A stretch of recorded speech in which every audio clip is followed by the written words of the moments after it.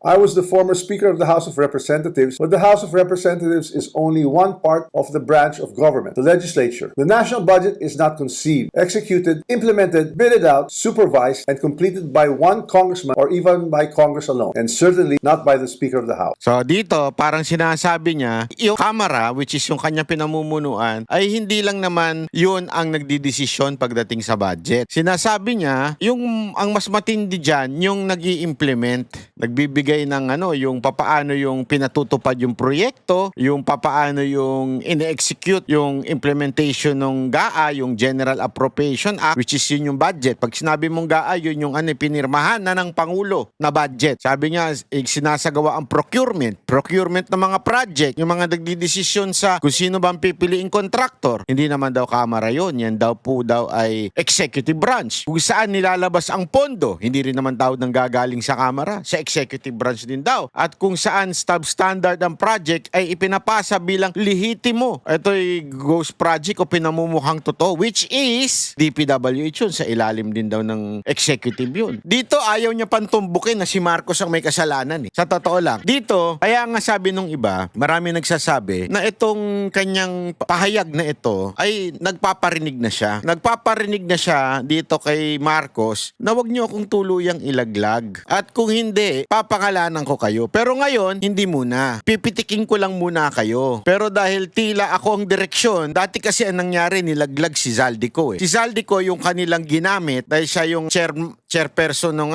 appropriation committee sa Kamara. Siya yung ginamit tapos nilaglag. This time, mukhang dahil nga doon sa napapabalitang mapapauwi na si Zaldico, tila siya naman ang ilalaglag. So dito, mukhang nagpaparinig na siya. Bakit ayaw niyo akong palabasin ng ibang bansa? Ilalaglag niyo ako?